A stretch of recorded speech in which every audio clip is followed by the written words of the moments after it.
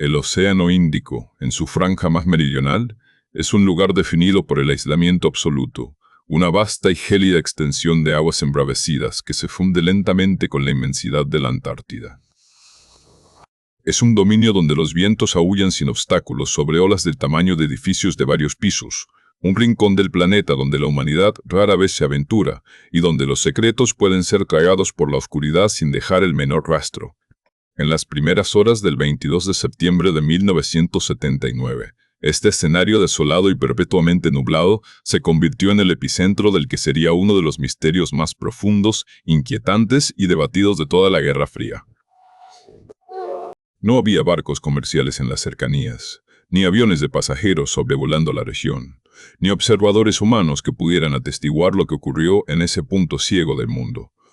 Sin embargo, el evento no pasó desapercibido, porque a miles de kilómetros de altura, en el gélido y silencioso vacío del espacio exterior, había un ojo robótico que nunca parpadeaba, diseñado específicamente para vigilar la oscuridad y detectar los destellos de la destrucción humana.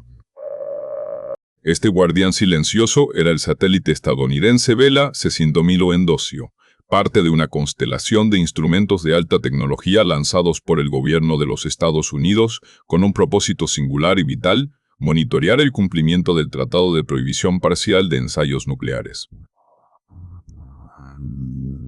En una era dominada por la paranoia de la aniquilación atómica, donde la Unión Soviética y los Estados Unidos mantenían sus dedos al borde de los botones de lanzamiento, la red Vela era la póliza de seguro del mundo occidental. Estos satélites estaban equipados con sensores extremadamente precisos llamados barómetros, instrumentos ópticos diseñados para detectar firmas de luz increíblemente específicas que solo pueden ser generadas por un evento en todo el universo conocido: la detonación de un arma nuclear en la atmósfera. Los sensores no buscaban simplemente una luz brillante, ya que el espacio y la Tierra están llenos de relámpagos, reflejos solares y meteoritos. Lo que los barómetros buscaban era el inconfundible y letal parpadeo doble, una huella dactilar óptica que pertenece exclusivamente al fuego atómico. Para comprender la naturaleza de lo que ocurrió aquella madrugada de septiembre, es esencial entender la aterradora y fascinante física detrás de una explosión nuclear atmosférica. Cuando un dispositivo atómico detona, la inmensa e incomprensible cantidad de energía liberada crea instantáneamente una bola de fuego que irradia un destello de luz cegador. Este es el primer pico del parpadeo. Sin embargo, en fracciones de milisegundo, la explosión es tan violenta que comprime el aire a su alrededor, creando una onda de choque esférica tan densa y sobrecalentada que se vuelve completamente opaca, como un muro de plasma impenetrable. Esta onda de choque en expansión oscurece momentáneamente la bola de fuego que se encuentra en su interior, provocando que la intensidad de la luz detectada desde la distancia caiga drásticamente. Pero a medida que la onda de choque continúa expandiéndose hacia el exterior y comienza a enfriarse, se vuelve transparente de nuevo, revelando una vez más la bola de fuego interior, que, aunque se está enfriando, sigue siendo monumentalmente brillante y dura mucho más tiempo. Este proceso produce una curva de luz de 2 picos, un destello rápido y nítido, seguido de un breve oscurecimiento, y luego un segundo destello más largo y sostenido. Es un fenómeno que ninguna tormenta, ningún asteroide y ningún fenómeno natural puede replicar. Es la firma indiscutible de la creación de una estrella artificial en la superficie de la Tierra.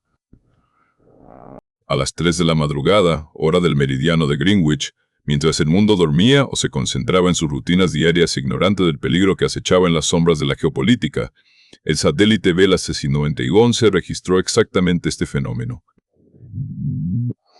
Sus sensores captaron un destello brillante, una caída de luz y un segundo resplandor prolongado, proveniente de una ubicación imprecisa en algún lugar entre el extremo sur del continente africano y la extensión helada de la Antártida, cerca de las remotas y deshabitadas islas del Príncipe Eduardo. La información codificada fue transmitida instantáneamente a través del vacío del espacio, cayendo como un rayo invisible sobre las antenas receptoras en la base de la Fuerza Aérea Patrick, en la cálida y húmeda costa de Florida. En el interior de las instalaciones de procesamiento de datos, Los analistas militares observaron las pantallas y las impresiones en papel con una creciente sensación de incredulidad y horror.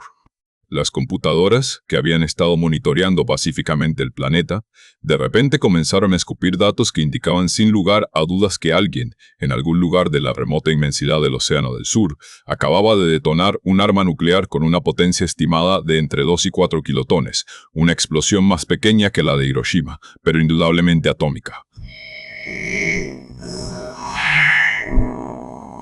La noticia se propagó con la velocidad y la urgencia de un incendio forestal, a través de los escalones más altos de la inteligencia militar estadounidense, atravesando el Pentágono y llegando rápidamente al despacho oval de la Casa Blanca. El presidente Jimmy Carter fue despertado y confrontado con una pesadilla diplomática e internacional de proporciones épicas.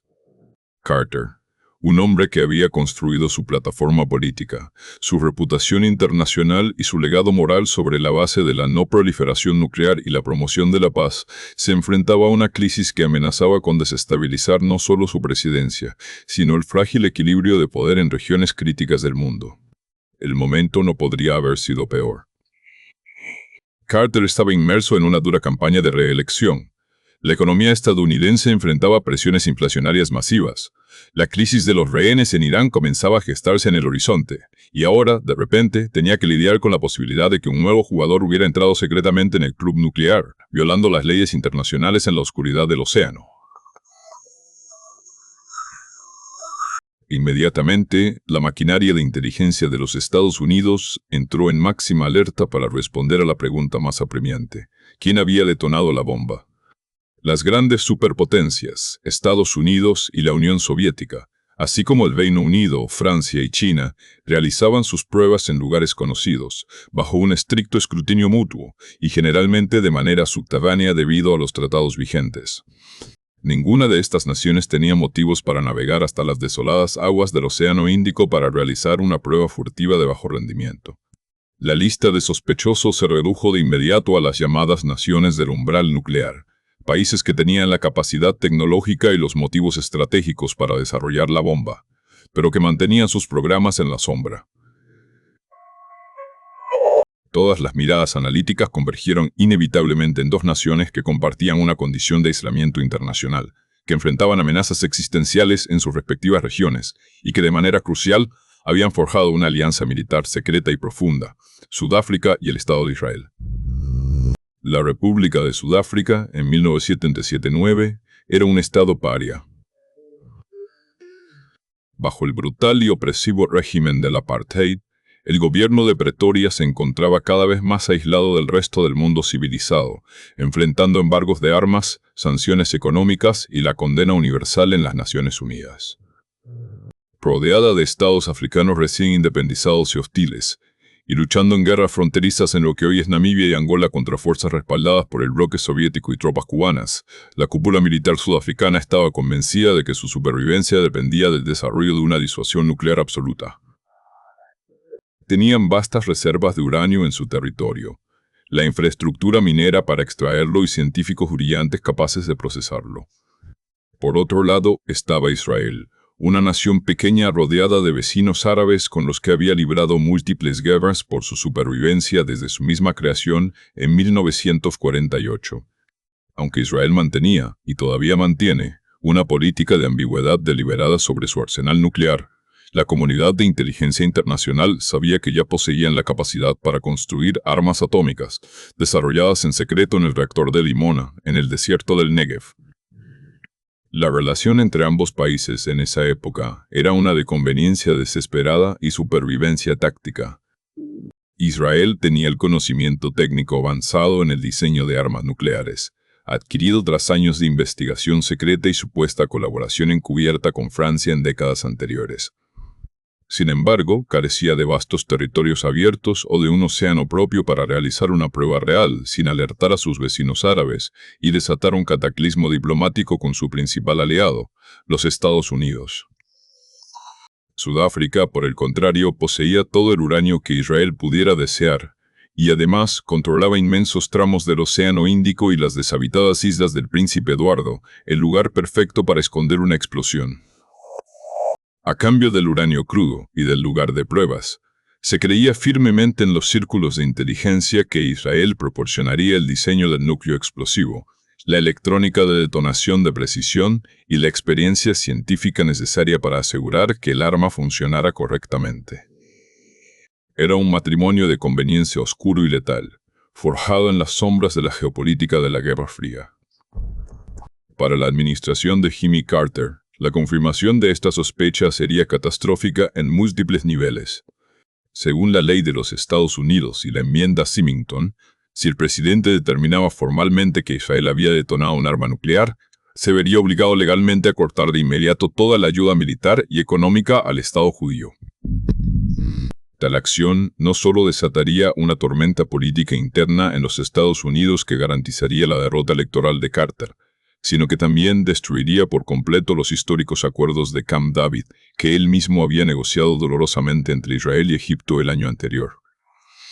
Aquel tratado de paz era su mayor triunfo en política exterior y el pilar central de la estabilidad en el Medio Oriente. Por otro lado, acusar a Sudáfrica requeriría imponer sanciones aún más paralizantes y drásticas contra Pretoria, en un momento en que Occidente todavía dependía estratégicamente de los minerales sudafricanos y veía al régimen, a pesar de sus horrores internos, como un baluarte anticomunista en África.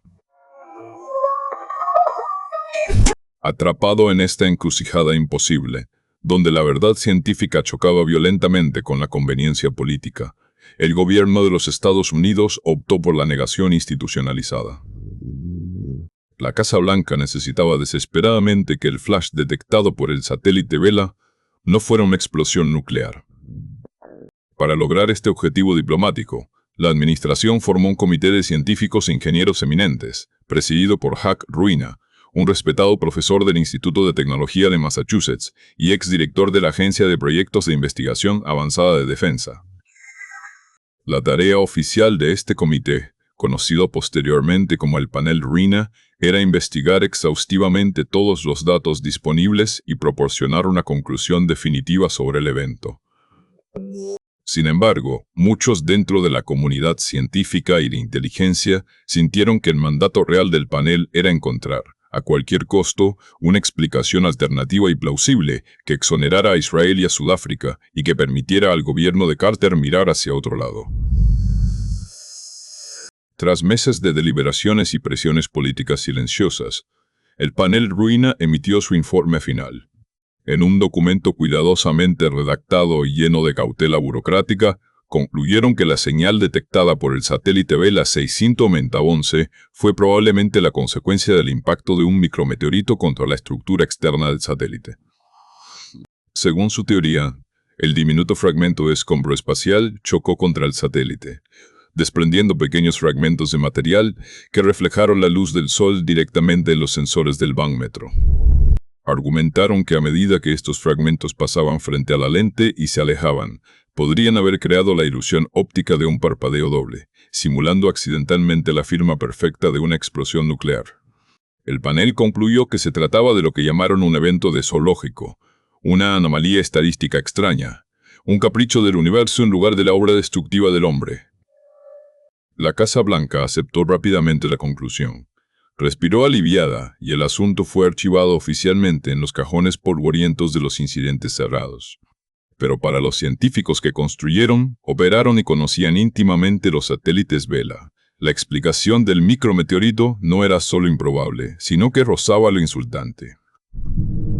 Los investigadores de los laboratorios nacionales de Los Álamos, los mismos hombres que habían diseñado los sensores barómetros con la precisión necesaria para no ser engañados por el resplandor cósmico, rechazaron tajantemente las conclusiones del panel Ruina. Señalaron que el satélite Vela 611 llevaba dos sensores idénticos a bordo, y ambos habían registrado exactamente el mismo patrón de luz al mismo tiempo con una correlación perfecta. La probabilidad matemática de que los escombros de un micrometeorito se alinearan de tal manera que reflejaran la luz solar de forma idéntica en ambos sensores, creando la curva de luz exacta de una explosión nuclear con sus tiempos precisos en milisegundos, era tan astronómicamente baja que resultaba absurda. Los diseñadores mantenían, en privado y a menudo de forma anónima, que sus instrumentos no habían fallado y no habían sido engañados. Habían visto lo que estaban programados para ver, el nacimiento violento de una nube de hongo invisible en la inmensidad del océano. Además, el destello óptico en el espacio no fue el único murmullo que se escapó de la escena del crimen aquella noche. A medida que pasaban las semanas y los meses, otras piezas del rompecabezas comenzaron a emerger desde las profundidades del secreto gubernamental y el análisis científico global. A miles de kilómetros de distancia del presunto lugar de la detonación, el enorme radiotelescopio del Observatorio de Arecibo, enclavado en las montañas de Puerto Rico, detectó una onda de gravedad anómala y sin precedentes, viajando a través de la ionosfera terrestre.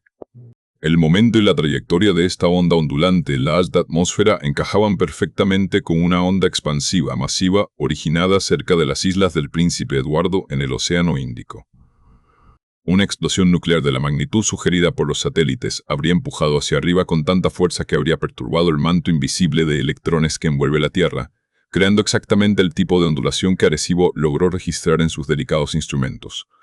De manera simultánea, la vasta red de hidrófonos submarinos secretos de la Marina de los Estados Unidos, conocida como el Sistema de Vigilancia Oceánica o SOSUS, aportó su propio testimonio silencioso. Diseñado para rastrear el movimiento furtivo de los submarinos nucleares soviéticos a través de los océanos del mundo, escuchando el sonido de sus hélices en las profundidades marinas. El SOSUS había registrado un eco acústico sordo e intenso rebotando desde las plataformas continentales alrededor del momento de la explosión. Este ruido atronador submarino sugería fuertemente una onda de choque masiva que había golpeado la superficie del océano desde la atmósfera, penetrando en el agua y viajando cientos de kilómetros a través del canal acústico profundo del mar. La conjunción de la luz en el espacio, la onda en la ionosfera y el rugido sordo en las profundidades del océano pintaba un panorama que la teoría del pequeño micrometeorito errante simplemente no podía abarcar ni explicar bajo ninguna lógica científica rigurosa. A estas pruebas físicas se sumó un hallazgo inquietantemente biológico que surgió al otro lado del mundo. Semanas después del incidente, científicos e investigadores en Australia Occidental, analizando muestras de rutina de su ganado como parte de la monitorización ambiental estándar, descubrieron niveles anormales y misteriosos de yodo 161 en las glándulas tiroides de un rebaño de ovejas. El yodo 135 es un isótopo radiactivo de vida muy corta, que no existe en la naturaleza de forma natural. Es un subproducto directo y exclusivo de la fisión nuclear reciente. Los patrones climáticos globales y las corrientes de viento de alto nivel de las semanas anteriores indicaban que una masa de aire procedente directamente de la región de las islas del Príncipe Eduardo había atravesado la atmósfera inferior y depositado la lluvia sobre esa área específica de Australia Occidental. La presencia de la precipitación radiactiva en la hierba que comieron las ovejas fue para muchos analistas independientes el clavo final en el ataúd de la teoría del evento natural. La confirmación irrefutable de que se había liberado lluvia radiactiva, reciente en el hemisferio sur. A pesar de la abrumadora montaña de pruebas circunstanciales, técnicas, acústicas y biológicas, la verdad oficial permaneció inamovible, petrificada por la voluntad política de un gobierno que necesitaba la paz más de lo que necesitaba la justicia sobre una isla lejana. Ni Sudáfrica ni Israel admitieron jamás haber participado en una prueba nuclear conjunta, ni mucho menos haber perpetrado la detonación de 1979. Año más tarde, con la caída del régimen del apartheid a principios de la década de los 90, el gobierno sudafricano de transición finalmente confesó ante el mundo que había construido un pequeño arsenal de 6 bombas nucleares secretas y que estaba trabajando en una séptima, pero aseguró que todas ellas habían sido desmanteladas bajo supervisión internacional antes de entregar el poder al gobierno democrático de Nelson Mandela.